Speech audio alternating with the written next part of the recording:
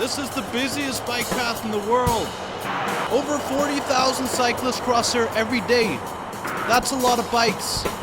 We're in Copenhagen, by the way, one of the great green bike capitals of the world. More bikes here mean less cars, and that results in less carbon emissions throughout the city. I think that's also one of the hallmarks of Copenhagen. But then, on the other side of the city, there's this too.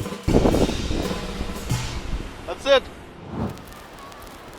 This is one of the biggest projects in the history of Copenhagen that unfortunately will stain the city's green reputation.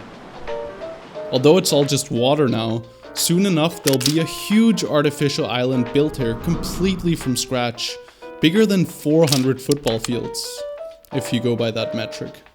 This is where the municipal company JUSTIFICATIONS is creating Lynetteholmen.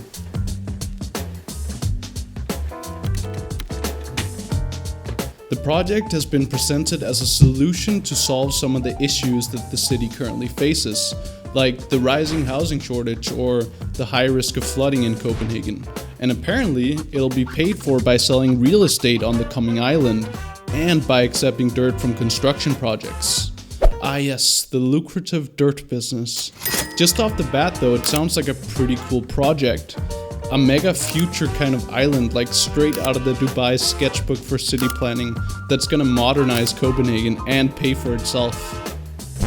But you know how it is, if we take a deeper look at the plan, here's why it's probably gonna be really expensive. And here's the kicker, why it's a pretty big lose situation if you care about the environment or support the notion of democracy that's been the cornerstone of Danish policy since 1930. Okay, but before we get into that, what is this project actually? Let's get the scoop. So basically the plan is to house 35,000 people here and to create the same amount of jobs. The island is also supposed to be a preventative measure for rising sea levels and storms brought on by climate change. So it'll have this storm surge barrier connected on its edge. At the same time, it's been presented as a solution to ease heavy traffic in central Copenhagen by building a highway tunnel through the city and also by establishing a metro connection to the island. So these two builds, the tunnel and the metro, are also part of the overall project. It's estimated to cost around $3 billion if it doesn't go over budget. But mega projects usually go over budget. What's really crazy though is that it's all gonna be built on reclaimed land. And if you don't know what that is, it's basically just land that's been artificially created from imported dirt. In this case, the best guess is that it's gonna need around 40 million square kilometers of dirt. That's just around 8 million tons or 400 football fields worth. They're gonna need a lot of dirt. And unfortunately, there's a bit of a problem with importing this much dirt.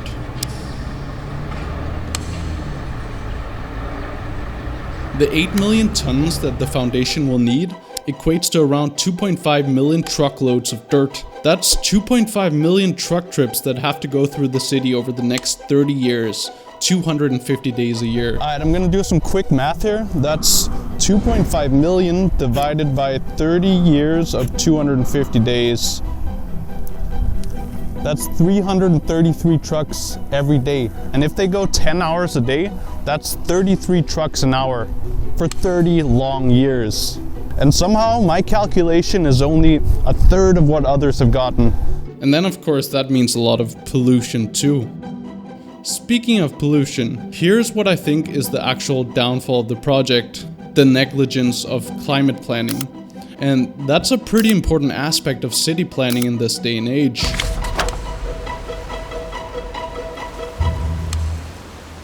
I think the most concerning problem is that we haven't gotten a comprehensive climate impact assessment that takes into account the construction of this whole new neighborhood, tunnel, and metro all together. And that's strange considering its scale. It's literally a half a century long project. We should definitely have a clear and comprehensive climate impact assessment by now. That's also the regulation for an EU country like Denmark. And we should have had it before the project was given the green light. But what happened was that on June the 1st, Politicians were given this 170-page long report about Lynetteholm and then were told that they had to vote for the project on June the 4th. So that's 3 days they had to read this 170-page thing, and as you may imagine, politicians are very busy, so probably not a lot of them read it. And maybe that's why it got approved on June the 4th, 2021. Now, without a proper assessment, it's nearly impossible to have a democratic discussion or forum between residents and planners about the project, because how can we discuss something if we don't know the impact of it? And that actually highlights another really important issue about Lynetteholm, that there's no involvement with the citizens of Copenhagen at all. The government has even swiped the right to appeal it, probably because they got so many complaints. So it's obviously not a very democratic project if we can't even complain about it. And there are a number of reasons to complain about this project. Just think, if you were a Copenhagener but living on the outskirts of the city, how is this project helping you apart from taking a huge chunk of money from other projects and polluting the city with noise and carbon emissions from the numerous trucks passing your street every day for 30 or 50 years? Anyway, this lack of clarity in itself is a really big issue. And it's actually led to a court case where the biggest Danish grassroots climate organization, Klimabevægelsen, attempted to cease the construction of the project. And even though they have sufficient evidence that they're sneaking past EU regulation, JUSTIFICATIONS that is, they probably won't succeed with the court. Here's why. 1. The EU Commission has already rejected the organization's claim. 2. The Danish government won't give up the right to request possible monetary compensation if Klimabevægelsen were to succeed. That kind of means that they would have to pay a bunch of money, and they simply can't afford that. And 3, the whole case could easily take up to a year, and considering that the building process for Lynetteholm has already begun, by the time the case is concluded, the project has probably gone too far to be terminated. So, just to summarize that, this all basically means that there are some serious political issues at the core of this project that highlight how it's being raised despite the lack of citizen involvement and its environmental concerns. Okay, but what are the actual environmental concerns then? Let's do a breakdown of not just the environmental concerns, but what I think are the 5 main issues about Lynetteholm, starting with the claimed storm surge protection. Although JUSTIFICATIONS states that the island will secure Copenhagen from future storm surges, in reality it might do the opposite, according to engineers and weather experts anyway. By effectively cutting off one of the deepest channels just outside of Copenhagen, the water levels will rise more in the case of a storm with the island there than without it. That's a huge issue, not only because Lynetteholm might exacerbate future flooding, but also because this was one of the main justifications for building the project to begin with, to combat climate change. And even if it did provide storm relief in the north, it wouldn't protect the southern coast of the city at all. So if it worked in the north, which it won't, it would take away attention from combating the very real threat of flooding from the south. Then there's the local coastal marine habitat. Building an artificial island like this will completely destroy the local habitat here by enclosing it with land. This is irreversible environmental damage. We can't just remove the island again after discovering that a highly biodiverse area has been decimated. And they've already started removing the muddy foundation of this habitat. That's where they're taking all the mud from down below the foundation of the ocean and destroying the local biodiversity here in marine habitat. I really hope I don't fall here. And as a cherry on top, they're dumping it all just outside of another Danish city, Køge. This has been critiqued heavily by locals, and even the Swedish Minister of Environment, who recently wrote a letter about this exactly to the Danish government. They don't want all this mud in Køge, of course, because it's also disrupting the ecosystem of their own waters too. This is all footage from Køge Bugt where the mud is being dumped and the water is being contaminated. So I met this retired engineer and documentarist actually on an activist Facebook group called Lynetteholmen. And apparently he's got a lot of 4K drone footage of the area for me. This is Yen. Although he just retired, he hasn't stopped fighting the good fight. He's deeply involved in the Lynetteholm project, but he isn't for it. After getting to know him, it's become clear to me that he's very passionate about finding the truth. That is, how this project is impacting our environment. Ja, der er meget at snakke om, ikke? Altså, du fører giftigt affald ud i Køge Bugt. Den 26. januar, der var vi ude, og det er de der, jeg har lavet en videofilm om. Der var det simpelthen slam direkte fra udløbet af den der tørdok ved B&V. Mm-hmm. Og det er der, det er allermest giftigt, fordi de har jo behandlet skib med bundmaling der. Og alt det der affald, dengang der var parole ud i havet med det, ikke? Mm-hmm. Så det ligger jo som sådan et geologisk lag ud over det hele. Og så længe det ligger der, så gør det ikke skade, men deroppe begynder at rode op i det. Ja. Og så bliver det jo blandet op sammen med alt det andet. Og den der videofilm, jeg har lavet, der kan du jo se, at hele Lynetteholms havn, den er fuldstændig dækket af slam, altså over det hele, ikke? Then of course, there are all the carbon emissions. Jeg har købt et antal af de her luftmålere her, og nu når de begynder at køre med lastbiler, og det gør de allerede, så vil vi se, hvordan luftforureningen den stiger. Og jeg gør det, når jeg er ude og holde foredrag, fortæller jeg, der har jeg nogle stykker med, så tænder sådan en røgelsespind, så stiger forureningen. Sidder vi i rummet i en halv time, så forureningen er faldet til 0. Så spørger jeg folk, hvor bliver alle de der partikler af? Dine lunger, de renser luften. Og det vil sige, hvis der er sodpartikler i luften, så bliver det altså en del af din kredsløb. Og det er jo det, vi dør af for lungekræft. Det er luften, hvis der skal køre alle de der lastbiler. Jeg har hørt noget med 1000 om dagen. Jeg ved ikke, om det er rigtigt, men altså, der skal køre mange, og det er dieselbiler. Og dieselpartikler, det er noget af det værste, specielt for børn. De får ned i lungerne og bliver syge af det. Det er allerede et problem i dag. Man regner med, at 500 københavnere om året dør på grund af luftforurening. Og det vil jo så stige på grund af alt det her. Og det er jo fuldstændig vanvittigt. So, as well as destroying the oceanic floor, it's pretty clear that this project will be a facilitator of tons of carbon emissions, released both from the literally millions of trucks transporting dirt and from the additional cars that we'll see on the road as a result of building this new highway tunnel. This leads us to the claim of easing traffic flow. Of course, the project won't really ease traffic flow either, because more highway connectivity brought on by the tunnel means more comprehensive car infrastructure. So that's great if you drive a car, but in that way it also gives people more incentive to use cars, which ultimately equates to more cars on the road. And if I haven't lost you yet, that means more carbon emissions. And although most cars may be electric by the time the tunnel is complete, it feels wrong to invest so much money in highway infrastructure through a city that already needs better public transportation connectivity. But it will fix the rising housing shortage problem, right? Well, this is a longer point, so stick with me here. First and foremost, the whole project won't be done until 2070, if it's not delayed, and megaprojects usually are, so it's not really an immediate solution to anything. Then there's the issue that most of the housing here will be an enclave for the people with a fair bit of money. Projektet blev indviet den 17. første, og der var jeg ude og deltog i indvielsen. Så stod Sofie Hestrup Andersen og sagde, at de skulle have mange billige boliger osv.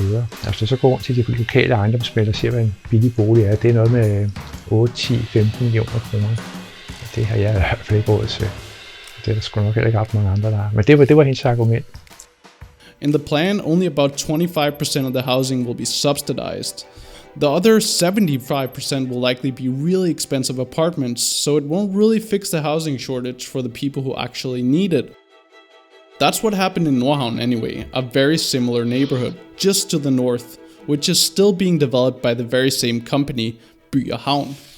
Here we see that only 100 of the 1,600 housing units that have been built so far are subsidized, and that's despite the fact that they had the same 25% goal here. Now, there might be more affordable housing coming to this neighborhood, but clearly it's not a priority if the first 1,600 units that are raised are exclusively high-end real estate. And while we're on the topic of Nordhavn, I need to point out how much space there is here to build more housing, which would easily help fix the housing shortage problem. We should build some density in Nordhavn, And that would be a real win-win because density is really what brings the vibrant atmosphere in Copenhagen to life. But this doesn't seem to be in the interest of By & Havn. They actually also had the task of developing Ørestaden, another neighborhood in Copenhagen, and that's been critiqued heavily by planners for being too desolate, not dense enough. Anyway, that was a lot of talk about housing. Let's go back to talking about dirt again and why their funding justification isn't viable either. So, the reuse of dirt from construction sites in nearby areas has been portrayed as one of the sustainable pillars of Lynetteholm. The problem is that there probably isn't enough dirt for the development of the island exclusively coming from these sites, because there are other projects around Copenhagen that also need the dirt and that haven't been accounted for in this equation. If they are though, engineers estimate that the available dirt supply from these sites only makes up about half of what's needed to build Lynetteholm. This probably means that the island will need to have dirt imported from overseas, most likely from Sweden, and that'll cost a lot of money and will result in a lot more pollution emitted from transport ships. That brings us to the last point, that the former Prime Minister said it's gonna be free. If his overly idealistic or just plain unrealistic vision hasn't been shattered yet, let me help. The rhetoric behind the project has been that, along with the dirt, the real estate built here will sell for enough cash to offset the actual development price. But in a recent report, the estimated value of these homes has a really wide range, all the way from 2 to 4 billion US dollars. There's a lot of space between those numbers, so to call it free, I guess By & Havn is hoping for the very best case scenario, but also unlikely scenario where all homes are sold for maximum profit in perfect market conditions. That's a really big maybe.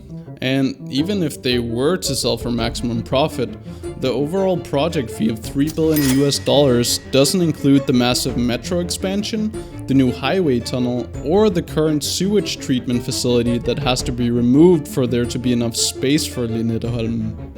The urban planner Michael Colville Andersen estimated that the whole thing would cost around 15 billion US dollars in total. 15, not 3. So just to summarize all that, those are 5 very big reasons for why this project isn't just a waste of money, but detrimental for the democratic and environmental landscape in Copenhagen. Right now, you might be wondering, why is this project even happening if it's also tremendously bad? And honestly, I've been trying to figure this out myself, because it seems like a bit of a puzzle. Here are the justifications that I found.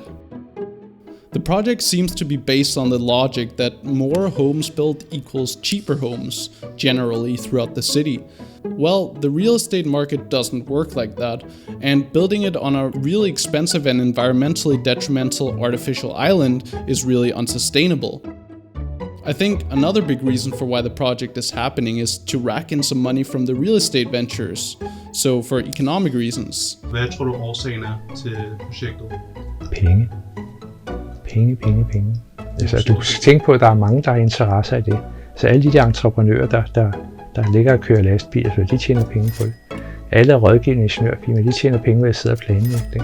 Alle dem, der er leverandører af byggematerialer osv., tjener penge på det her. Så der er mange, der er interesseret i projektet. Og de er sgu ligeglade med miljøet. Det er sådan noget, man snakker om, når man sidder omkring frokosten og siger, hvor færdigt det er, så kommer hjem og gør, som det plejer. Ikke? Det synes jeg er noget hygge.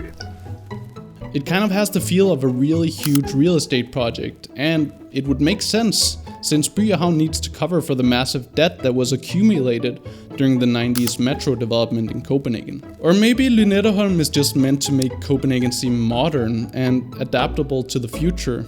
I mean, the idea in its purest form does sound pretty cool. If it didn't damage the environment, why not build a huge, cool artificial island? And maybe, just maybe, that's what the people who brought the project forth truly believed. That it would be a free, future-proof solution to help protect Copenhagen from rising sea levels and solve the rising housing shortage.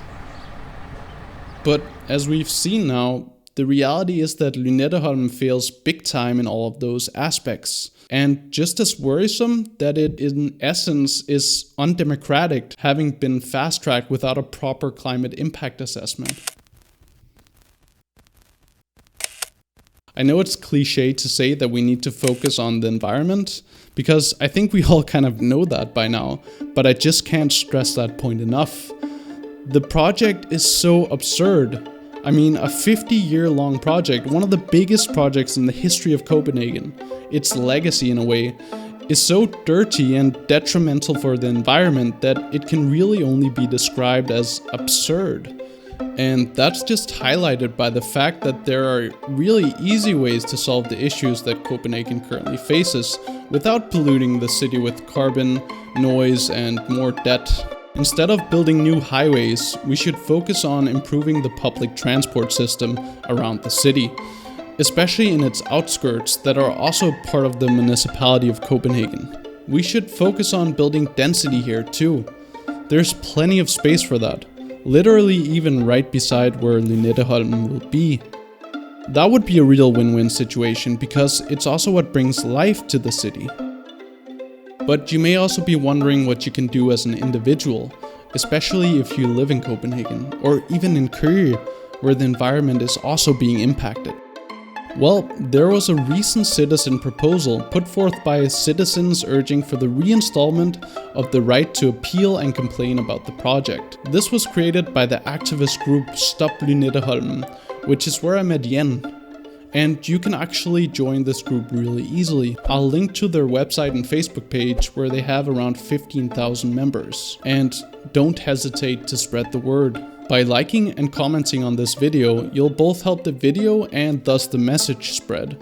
And of course also me as an aspiring filmmaker. If you're in the mood to hear about more on sustainable practices, here's another video I've done recently about China's overseas expansion